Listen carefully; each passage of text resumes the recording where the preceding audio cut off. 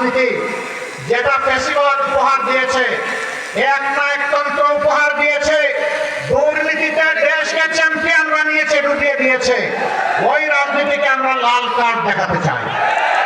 আমরা এমন বাংলাদেশ চাই, একজন সাধারণ রিক্সা চালক ভাই তার সন্তানের মেধা বিকাশের মাধ্যমে একদিন যেন সেও এদেশের প্রধানমন্ত্রী হতে পারে। রাজার ঘরে জন্ম নিলেই রাজা হওয়া যাবে না, মন্ত্রীর ঘরে জন্ম নিলেও মন্ত্রী হওয়া যাবে না। তার আপন যোগ্যতা যদি থাকে সে কেবল এই কাজের জন্য নির্বাচিত হবে। আমরা এমন বাংলাদেশ চাই, একজন সাধারণ রিক্সা চালক ভাই তার সন্তানের মেধা বিকাশের মাধ্যমে একদিন যেন সেও এদেশের প্রধানমন্ত্রী হতে পারে। ওই বাংলাদেশটা আমরা করতে চাই। অতীতের বস্তা পচা রাজনীতি যেটা ফ্যাসিবাদ উপহার দিয়েছে, এক না একতন্ত্র উপহার দিয়েছে, দুর্নীতিতে দেশকে চ্যাম্পিয়ন বানিয়েছে, ডুবিয়ে দিয়েছে, ওই রাজনীতিকে আমরা লাল কার্ড দেখাতে চাই। আপনারা প্রস্তুত? আলহামদুলিল্লাহ। আমাদের কাছে হিন্দু, মুসলমান, বৌদ্ধ, খ্রিস্টান সবাই সমান।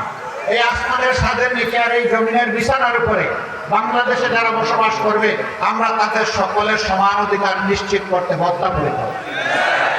আপনারা আমাদের জন্য দোয়া করবেন, ইনশাআল্লাহ এই কাজে আমরা এগিয়ে যাব, কেউ বাধা দিয়ে আমাদেরকে আটকাতে পারবেন না।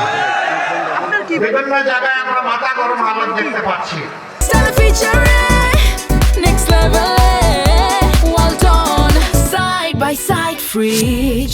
শীতের দিনে মাথা গরম করলে চৈত্র মাসে কি করবেন আপনারা? একটু মাথাটা ঠান্ডা রাখেন, একটু জুলাই যোদ্ধাদেরকে সম্মান করুন, এতগুলো শহীদের প্রতি একটু শ্রদ্ধা প্রদর্শন করুন।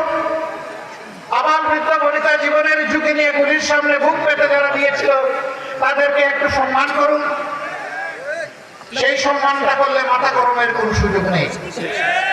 কিছু কিছু জায়গায় মা বোনদের উপরে কেউ কেউ হাত দিয়েছেন, আমরা তাদেরকে অতি বিনয়ের সাথে আহ্বান জানাবো, মা বোন আপনাদেরও আছে, নিজেদের মা বোনদেরকে একটু সম্মান করুন, তাহলে বাংলার সবগুলো মাকে বোনকে আপনি সম্মান করতে পারবেন। খবরদার মাদের সম্মান নিয়ে টান দেবেন, আল্লাহর আরশকে করবে। মাদের একটা দীর্ঘশ্বাস আপনাকে জ্বালিয়ে পুড়িয়ে ছাই করবে। কারণ পুরো মানুষ দুনিয়ায় মায়ের পেট ছাড়া আসতে পারে না। দুইজন ছাড়া, হযরত আদম আলাইহিস সালাম এবং হাওয়া আলাইহিস সালাম। ঈসা নবী তার কোনো পিতা ছিলেন না, কিন্তু মা ছিল, হযরত মরিয়ম আলাইহিস সালাম। বাকি সবাই মায়ের গর্ভে আমরা জন্ম নিয়েছি। এই মার বেইজ্জতি আমরা সহ্য করতে পারবো না। আমার ভাই রেজাউল করিম, আমার ভাই শহীদ শরীফ উসমান হাদি, কি দোষ ছিল তাদের? আবু সাইদের কি দোষ ছিল? যেই ছেলেটি দাবি আদায়ের জন্য রাস্তায় এসে বলেছিল, হয় আমার অধিকার দে, না হয় আমাকে একটা গুলি দে। ডানা পেতে বলেছিল, বুকের ভিতরে তুমুল ঝড়, ভূত পেতেছি, গুলি কর। 1, 2, 3 গুলি করেছে। আবু সাইদ দৌড় দেয়নি, কারণ বীরেরা পালায় না।